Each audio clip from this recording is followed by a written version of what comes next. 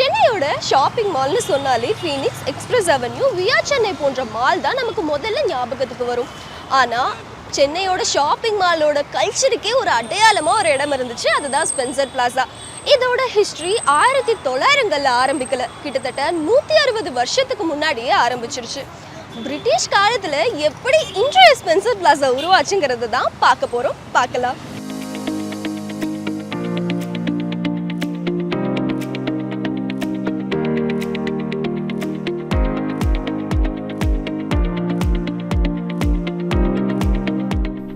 சென்னையில் shopping mall என்றாலே பலருக்கும் முதலில் நினைவுக்கு வந்த இடம் ஒன்று இருந்தது.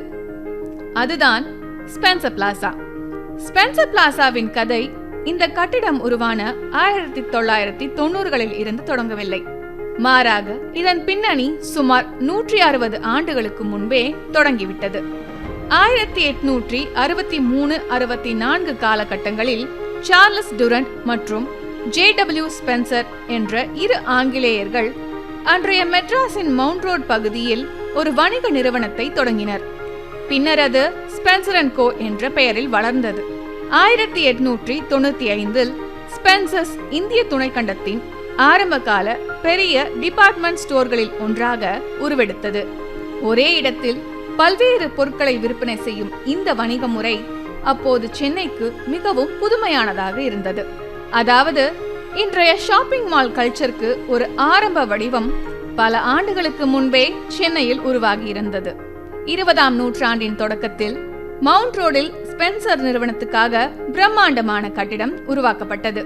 இந்தோ சராசனி கட்டிடக்கலை பாணியில் உருவாக்கப்பட்ட அந்த கட்டிடத்தில் சிவப்பு செங்கற்கள், பெரிய வளைவுகள் மற்றும் அலங்கார அம்சங்கள் இடம்பெற்றிருந்தன.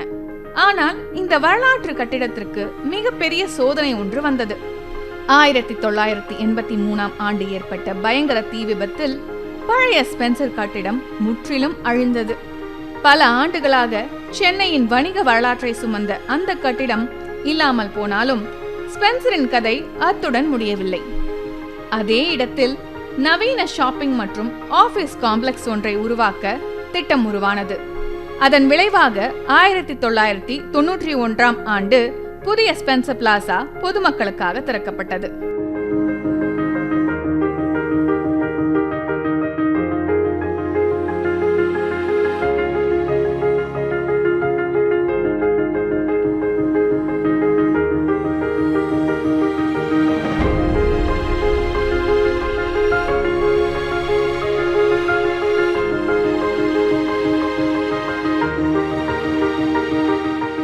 அந்த காலகட்டத்தில் சுமார் 10 லட்சம் சதுரடி பரப்பளவில் உருவாக்கப்பட்ட இந்த வளாகம் தெற்காசியாவின் மிகப்பெரிய ஷாப்பிங் கம் ஆபீஸ் காம்ப்ளெக்ஸ்களில் ஒன்றாக கருதப்பட்டது.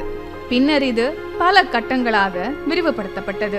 கடைகள் மட்டுமல்லாமல் அலுவலகங்கள், உணவகங்கள், பொழுதுபோக்கு வசதிகள் மற்றும் பார்க்கிங் என ஒரு முழுமையான கமர்ஷியல் டெஸ்டினேஷனாகவே மாறியது. குறிப்பாக 1990களிலும் 2000களின் தொடக்கத்திலும் ஸ்பென்சர் பிளாசா சென்னையின் முக்கிய ஹேங் அவுட் இடங்களில் ஒன்றாக இருந்தது. அந்த காலத்தில் லேண்ட்மார்க் புத்தக கடையும் இந்த மாலின் மிகப்பெரிய அடையாளங்களில் ஒன்றாக இருந்தது. புத்தகங்கள் மட்டுமல்லாமல் music series, DVDs, computer games, gadgets என பல பொருட்களை பார்க்க இளைஞர்கள் இங்கு வருவார்கள். அப்போதெல்லாம் ஷாப்பிங் மாலுக்கு செல்வதே ஒரு தனி எக்ஸ்பீரியன்ஸ். நண்பர்களுடன் சுற்றுவது, விண்டோ ஷாப்பிங் செய்வது, புதிய பிராண்டுகளை பார்ப்பது என ஸ்பென்சர் பிளாசா பல சென்னை வாசிகளின் நினைவுகளில் தனி இடத்தை பிடித்தது. ஆனால் 2010க்கு பிறகு சென்னையில் Phoenix Market City, Express Avenue, VR Chennai, Forum Mall போன்ற மிகப்பெரிய மால்கள் உருவாக தொடங்கின. மல்டிப்ளெக்ஸ், பெரிய food courts, international brands, entertainment zones என ஷாப்பிங் எக்ஸ்பீரியன்ஸ் முழுவதுமாக மாறியது. இதனால் ஸ்பென்சர் பிளாசாவின் பழைய வணிகமும் குறைந்தது. ஆனால் அதே நேரம் அது மறைந்து விடவில்லை. இன்றும் இங்கு பல்வேறு சிறிய கடைகள், எலக்ட்ரானிக்ஸ் மற்றும் mobile accessories, leather products, handicrafts உள்ளிட்ட பல வணிகங்கள் செயல்பட்டு வருகின்றன. மேல் தளங்களில் அலுவலகங்களும் இயங்கி வருகின்றன. இதனால் ஸ்பென்சர் பிளாசாவை ஒரு சாதாரண ஷாப்பிங் மாலாக மட்டும் பார்க்க முடியாது. சென்னையின் ஷாப்பிங் கல்ச்சர் எப்படி மாறியது என்பதற்கு ஸ்பென்சர் பிளாசா ஒரு நேரடி சாட்சி. இன்று அதன் பழைய பிரம்மாண்டம் குறைந்திருக்கலாம், ஆனால் 90s சென்னையின் ஷாப்பிங் மெமரிஸை பற்றி பேசும்போது ஸ்பென்சர் பிளாசா இல்லாமல் அந்த கதையை சொல்லவே முடியாது. ஒரு காலத்துல பிரிட்டிஷ் காலத்து டிபார்ட்மெண்ட் ஸ்டோரா ஸ்டார்ட் ஆகி பின்னர் தீ விபத்துனால தன்னோட பழைய கட்டடத்தை இழந்து மறுபடியும் ரீபில்ட் ஆனதுதான் ஸ்பென்சர் பிளாசா. இது சாதாரண ஷாப்பிங் மால் கிடையாது. குறிப்பா 90s மற்றும் 2Ks பீப்புளோட ஸ்வீட்டஸ்ட் மெமரி இந்த ஷாப்பிங் மால்ல எப்பவுமே இருந்துட்டு இருக்கு. அது மட்டும் இல்லாம இந்த ஷாப்பிங் மால் சென்னையோட ஷாப்பிங் கல்ச்சருக்கு ஒரு லிவிங் லேண்ட்மார்க்னே சொல்லலாம்.